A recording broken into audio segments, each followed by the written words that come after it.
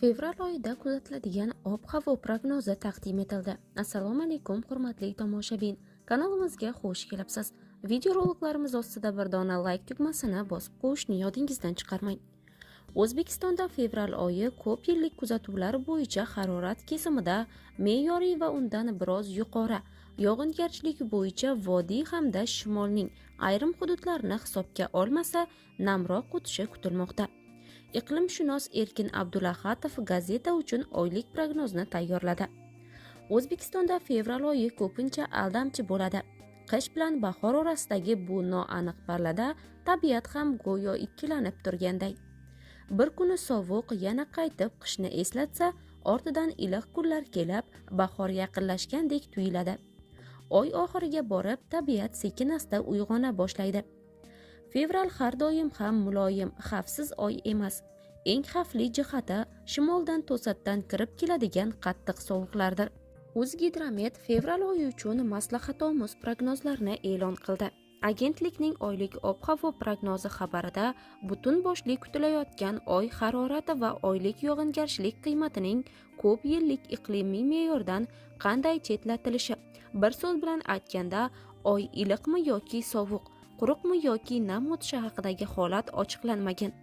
Bu boshqa tarmoqlarning fevral oyi uchun turli reja hamda chora-tadbirlar tuzish uchun noaniqlikni keltirib chiqaradi. Shunga qaramay, xizmat markazining oylik prognoz xabarida fevral oyining ilk 5 kunligi nam hamda seryog'in ob-havo bilan boshlanishi, yog'inlar asosan yomg'ir ko'rinishida bo'lishi aytilmoqda. Shuningdek, havo harorati asta-sekin kechalari 5-10 daraja iliq, kunduz kunlari esa 13-18 daraja iliq.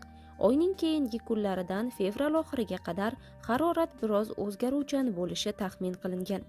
Kechalari 2-7 daraja iliqdan ayrim paytlarda 0-5 daraja sovuqqacha pasayishi, kunduz kunlari esa 5-10 daraja iliqdan 13-18 daraja iliqqacha ko'tarilib turishi keltirilgan.